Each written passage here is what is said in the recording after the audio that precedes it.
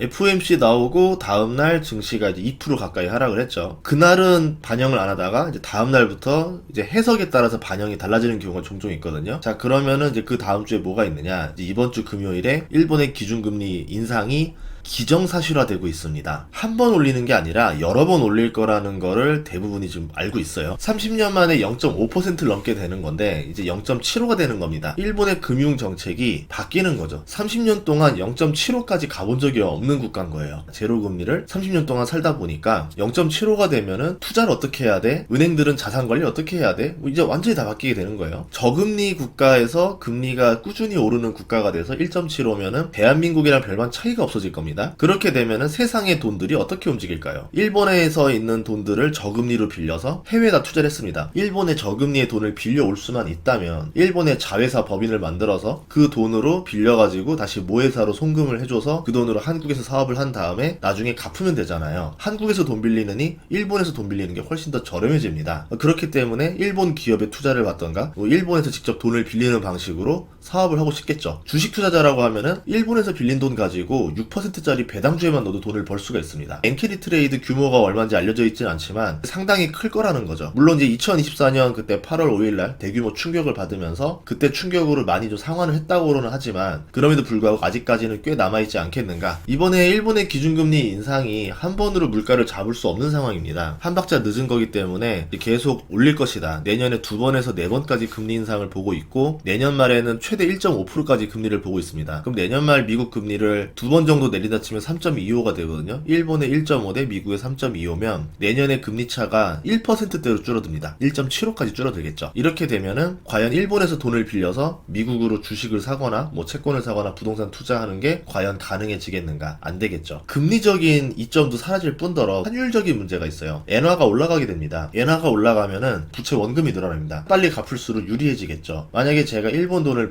빌려서 레버리지로 투자한 사람이다. 레버리지로 피해를 보게 됩니다. 그렇기 때문에 빠르게 갚아야 되는 상황이 온다. 전 세계 유동성들이 미국으로 쏠려 있는 상태인데 그 일본에서 금리 인상을 여러 번 하게 되면은 여기에 있던 유동성의 한 축이 일본으로 다시 돌아가야 된다는 거죠. 그동안 보면은 투자 포트폴리오가 이제 주식 60, 채권 40이 대세를 이뤘습니다. 왜냐면 주식시장이 하락할 때 채권이 올라요. 그러면서 수익률 하락에 대한 상쇄를 시켜줍니다. 하지만 코로나 이후에 이 공식이 좀 바뀌었는데 채권이 증시 하락기에 같이 하락합니다. 그러면서 방어가 안 되는 거죠. 그래가지고 이제 써야 되는 전략이 채권 40%를 보유할 게 아니라 엔화를 20% 이상은 보유하는 게 어떤가라는 생각이 듭니다. 예를 들어서 뭐 엔화 20%, 채권도 20% 아니면은 뭐 금이라던가 다변화를 해서 주식이 하락했을 때 만회할 수 있는 자산들을 여러 개를 넣어야 되지 않겠나. 근데 엔화만큼 이렇게 방어가 잘 되는 자산도 없어요. 지금 보다시피 2007년부터 2011년까지 경제 위기 여러 요소가 있었는데 그때마다 엔화가 강세가 됩니다. 그래서 2011년 이후에 무제한 양적 완화에 가까운 아베노믹스를 할 수 있는 배경이 됐었죠. 코로나 이후에는 돈을 더 풀면서 엔화가 역사적인 약세가 됐고 물가도 치솟았습니다. 여기서 양적 완화를 더하면은 일본은 인플레로 경제가 더 큰 위기가 올 수 있겠죠. 그래서 다카이치 총리의 발언과는 다르게 금리 인상을 해야 되는 시기라고 보는 거예요. 그리고 상당 수준까지 엔화를 강세로 만들 수밖에 없다라는 겁니다. 그러면 만약에 뭐 외부의 경제 위기가 터진다거나 하면은 일본이 의도한 것보다 더 많이 엔화가 강세로 돌변할 수 있다라는 거죠. 지금이 155인데 코로나 이전에가 100에서 110 사이 왔다 갔다 했었습니다. 만약에 110 정도까지 내려간다고 하면은 그러면은 엔화 가격이 한 30% 40% 급등하는 거거든요. 전 세계 투자로 떠나갔던 엔캐리 자금들이 굉장히 빠르게 들어와야 되겠죠. 그래서 미국의 경제 위기가 있어도 안 돼요. 미국의 경제 위기가 없는 상태에서 서서히 금리를 올리면서 엔화를 강세로 만들어놔야 되는데 만약에 미국의 경제 위기가 왔다 그러면은 순식간에 엔화가 강세로 내려옵니다. 그렇게 되면은 부작용들이 같이 터질 수 있다는 거죠. 일본의 CPI를 보면요. 다카이치 총리 이후에 최근 다시 오르고 있는 모습인데 돈을 풀고 있으니까 물가가 오르는 겁니다. 3%의 물가 상승률을 저금리로 막을 수 있다? 없다는 거죠. 금리를 올려야지만 이거를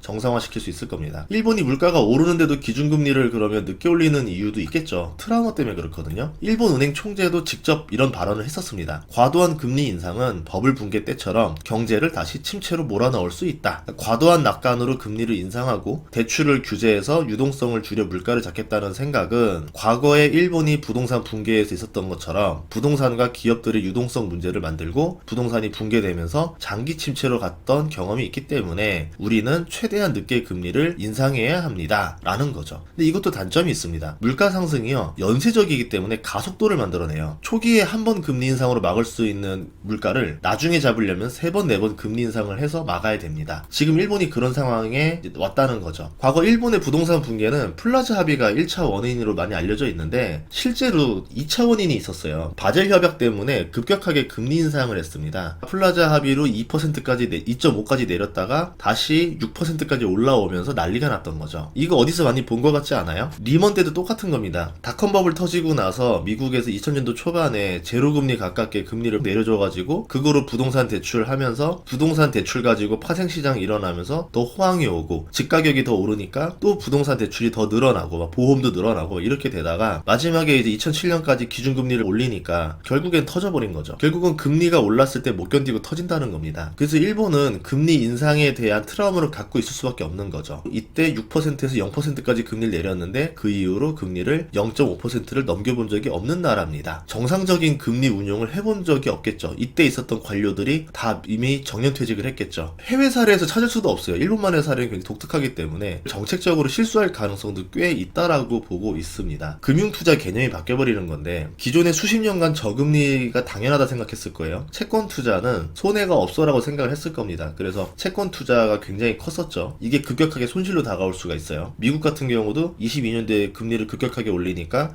23년 3월에 실리콘밸리 은행이 파산해버립니다. 일본에서 돈을 빌려서 해외로 투자했던 엔캐리 트레이드가 급격한 속도로 회수될 수도 있는 거고 규모를 알 수 없기 때문에 단정 지을 수는 없지만 미국이나 한국도 흐름이 바뀔 수밖에 없다라는 거죠. 그러면 우리는 대비를 하고 있냐라는 겁니다. 전혀 안 하고 있습니다. 그러면 금융시장이 이걸 견뎌낼 수 있느냐? 금리가 오르면 채권 가격이 떨어져요. 일본 채권 대부분 일본이 자체적으로 발행했고 일본이 제일 많이 가지고 있습니다. 일본과 일본 은행의 적자가 커지게 되는 건데 이 적자가 나면은 자본 비율을 맞춰야 되잖아요. 그럼 대출을 축소해야 되겠죠. 그럼 시장에 푼 돈을 걷어야 되겠죠. 그래서 일본 은행들은 일본 기업에다 빌려줬다 생각하는데 그 일본 기업이 일본인 기업이 아니라 해외 기업의 자회사도 있을 거란 말이에요. 이 돈 가지고 다시 해외로 쏘아가지고 캐리 트레이드를 했을 거란 말이죠. 그러니까 해외로 나간 돈도 다시 들어와야 된다는 거죠. 일본 경제도 안 좋지만 전반적으로 유동성도 서서히 줄어들게 될 것이다 라는 겁니다. 여기서 이제 미국이 경제가 잘 버텨주는 상태에서 유동성 감소냐 미국이 못 버티는 상태에서 유동성 감소냐는 완전히 다른 얘기인 거죠. 미국이 이제 3.75에서 이제 한 번 더 내리면 3.5가 됩니다. 내후년에 보면은 2번 정도 더 내리면 3.0이 돼요. 앞으로 2년 동안 기준금리 인하가 3번밖에 없다고 보고 있는데 장기 기준금리가 3.0이라는 거죠. 미국의 목표금리는 2.0입니다. 못 맞추고 있죠. 그러니까 지금은 물가를 위해서 고금리를 오래 유지하지 못했다라는 겁니다. 그러다가 최근에는 고용 우려까지 나오면서 물가 통제를 빨리 달성하지 못했지만 금리는 내리겠다라고 지금 이야기를 한 거죠. 미국과 일본의 기준금리 격차가 3%였다가 이제 2%, 1%로 줄어들게 되는 건데 엔캐리 청산이 서서히 일어나느냐 빠르게 일어나느냐의 차이뿐이라는 겁니다. 서서히 일어난다 하더라도 미국의 유동성 경색 신호가 최근에 나왔거든요. 그로 인해서 단기채 매입까지 지금 나선 상황인데 엔캐리 유동성이라는 한 축이 또 빠져나가기 시작한다? 그렇게 되면 미국은 유동성 공급을 늘려야 돼요. 그래서 이게 악재라고 생각할 수도 있는데 오히려 트럼프라는 사람을 생각하면은 이게 호재가 될 수도 있어요. 예를 들어서 연준 의장이 5월달에 교체가 됩니다. 이 사람은 금리를 내리고 돈을 풀어야 된다 생각할 수도 있단 말이죠. 트럼프의 의중을 반영하는 사람입니다. 자 그러면은 엔캐리 때문에 유동성이 빠져서 미국 경제가 어려우니까 본격적으로 QE 양적 완화를 하겠습니다 라고 하면서 장기채도 연준이 본격적으로 매입해서 유동성을 풀어주겠다 이렇게 나옵니다. 그럼 어떻게 되겠어요? 시중의 유동성 풀리니까 부동산이랑 주식 가격이 올라가기 시작했죠. 미국에서도. 또 하나는 뭐냐면 장기채 금리가 4점인데 장기채를 매입해 주니까 3%대로 뚝 떨어지겠죠. 한 3.4 기준금리 부근으로 떨어질 겁니다. 엔화는 오르고 미국은 그걸 가지고 양적 완화를 걸어버릴 거다. 엔화를 통해서 미국 장기채 투자하는 것도 매력적으로 다가오는 시기가 되겠죠. 주식시장 같은 경우는 물가를 무시하고 양적 완화를 가동하려면 명분이 필요하기 때문에 약간의 그 조정 구간이 올 수도 있어요. 고용도 나빠지고 지금 주식시장도 빠지니까 양적 완화를 해서 살려야 되겠다라고 하면서 이렇게 한번 웅덩이 한번 판 다음에 올라간다던가 그렇게 나올 수도 있겠죠. 그러면 내년에 주식을 언제 사야 됩니까? 그런 시나리오에서 웅덩이 한번 팔 때 그때는 들어가 볼만 하겠죠. 물론 시나리오는 여러 가지가 있기 때문에 상황에 따라서, 물론 내년에 경제 변수가 여러 가지고 시나리오도 여러 가지이기 때문에 그때 맞춰서 판단을 해야 됩니다. 이 시나리오가 그대로 되진 않을 거예요. 걱정되는 건 한국인데, 한국의 환율이 1470원을 넘었습니다. 일반적으로 미국 증시가 빠지거나 하면 환율이 오르는데요. 미국 채권 매력이 있어도 환율이 오르게 됩니다. 국내 주식 채권과 더 매력을 가져야지만 달러가 한국으로 들어오게 되는 건데, 경쟁자인 일본의 금리가 오르면 외국인 입장에서 아시아 쿼터, 아시아 투자금 중에서 한국 걸 빼고서 일본으로 들어갈 가능성도 있겠죠. 그러면 한국도 엔캐리 청산 영향을 안 받을 수가 없습니다. 일본 돈을 빌려 쓴 한국 기업들도 상환을 서둘러야 돼요. 이걸 조회할 수가 없는 게, 일본에 다가 자회사를 둬서 이걸 통해서 받아온다던가, 아니면 미국이 투자해야 될 돈을 한국에서 빌려서 가는 게 아니라 일본 자회사에서 빌려서 쏜다던가, 이렇게 하면은 한국을 거치지 않고 들어갔기 때문에 우리나라 기업들이 얼마를 빌렸는지 조회가 안 됩니다. 전반적으로 엔화가 상승하면은 우리도 환율 압박을 받게 되는데, 다행인 점도 있어요. 코로나 이전 대비 한국의 수출과 수입이 늘었고 물량도 같이 늘었습니다. 해석해 보자면은 한국의 경제 규모가 양적으로 질적으로 성장하고 있다라는 얘기입니다. 물량과 금액이 동시에 성장하는 게 달러를 벌어들이는 능력이 좋다. 그러니까 한국이 달러를 벌어들이는 능력은 지금 괜찮다라는 거예요. 그러니까 지금의 환율과는 별개의 일이라는 겁니다. 1997년처럼 외환위기 왔을 때 보면은 한국 기업들 수출 능력은 문제가 없었어요. 근데 이제 국내적으로 과도한 부채, 분식회계, 엔캐리 청산, 이게 문제였던 거죠. 그 당시 때 좋은 주식들이 헐값에 나왔죠. 이 데이터만 보자면은 그런 시기가 오면 우리 어떻게 해야 되느냐, 이제 그때는 절대 외국인들한테 우리나라 주식들을 헐값에 주면 안 되고 우리가 집을 팔아서라도 한국 주식을 사야 됩니다. 또 하나의 데이터는, 우리나라는 수입 물가가 높고 수출 물가가 낮았는데 이제 수출 물가가 수입 물가를 역전하고 있습니다. 제품 가격과 수출 물량이 같이 증가하고 있기 때문에 이게 그만큼 수출 업황이 좋아지고 있다라는 거고, 반대로 내수는 그렇게 좋지 않다라는 거죠. 원래는 같이 올라가야 되거든요. 대표적으로 메모리 반도체 같이 이런 특수 업종들에서 좋은 영향들은 있지만 국내 쪽 경기는 그렇게 매력적이진 않다. 그리고 수출 물가가 이렇게 뛰는데 반면 유가가 지금 낮게 있다라는 겁니다. 그럼 주식 투자자 입장에서는 내수보다는 수출 기업 위주로 투자하는 게 지금 유리하다 라고 볼 수 있겠죠. 또 하나는 M2 통화량인데요. 23년에 2% 수준의 전년 대비 증가율이었는데 최근에 8.5까지 올라갔어요. 코로나 이전에 평년 대비하면 6% 정도가 나와야 되는데 코로나 이전보다 훨씬 더 올라가고 있습니다. 그러니까 과거보다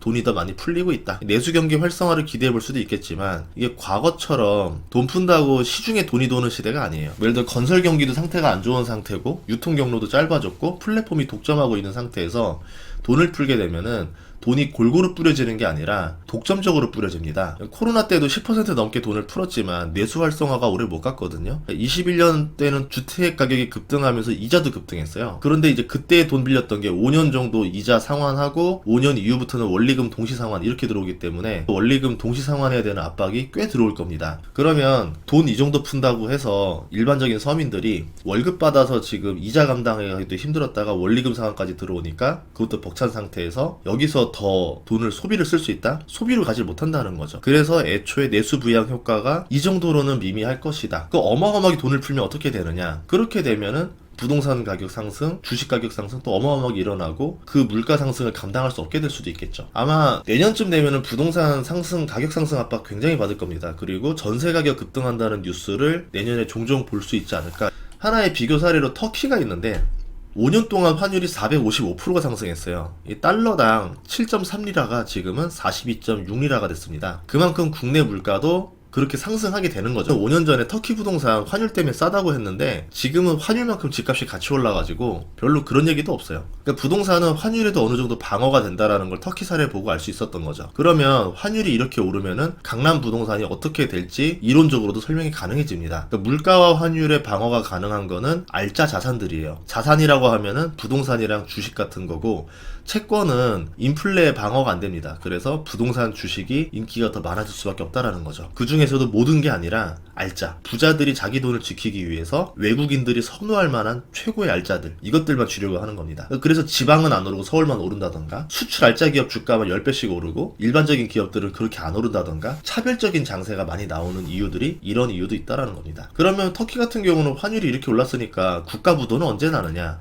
의외로요, CDS 프리미엄을 보면은 안 올랐어요. 코로나 이전 정도로 굉장히 안정화됐습니다. 환율이 이렇게 치솟아도 부도 위기는 없이, 그러니까 위기 없이 환율이 오르는 것도 가능하다라는 걸 터키가 보여줬고요. 터키 통화 공급량이 5년 전 대비 7배가 올랐고 환율이 4.5배가 올랐습니다. 그래서 통화 공급량과 환율이 어떤 영향을 주는지도 서로 알 수가 있는 거죠. 자, 그럼 통화를 늘리게 되면은 환율도 방어를 해야 되고, 환율을 방어하게 되면은 결국 어떻게 되느냐. 터키가 다 모든 답을 다 보여주고 있습니다. 외환 보유고가 이렇게 급등락이 2배씩 일어나요. 뭐 글로벌 경제가 조금씩 안 좋아질 때마다 환율 방어를 위해서 외환 보유고를 절반을 털어야 될 정도로 방어에 어마어마한 에너지를 써야 된다라는 거죠. 그렇기 때문에 지금 터키가 뭐 국가 부도는 없는데 국가는 이제 헤어나올 수 없는 악순환에 빠져 있는 거죠. 일본의 금리 인상 얘기를 하면서 우리나라 환율이 어떻게 될지 좀 생각을 해봤는데 내년에 엔화를 상당한 강세로 만들 수도 있다라고 봐요. 그래서 뭐 투자에 대한 리스크를 어느 정도 해지를 하려면 주식이 계속 오르면 상관없는데 주식도 힘들 수도 있잖아요. 그랬을 때 옛날에 채권이 방어를 해주는 것처럼 엔화 비중을 어느 정도 갖고 있는 게 주식에 대한 해지가 될 것이다. 물론 제 판단 틀릴 수 있어요. 새로운 방법들은 뭐가 있는지도 생각을 해봐야 되는 시기다 라고 보시면 좋을 것 같습니다. 그리고 이제 12월 28일 부산 강의, 1월 3일 서울 강의 있는데 많이 와주시면 좋겠습니다. 그때 뵙도록 하겠습니다. 고맙습니다.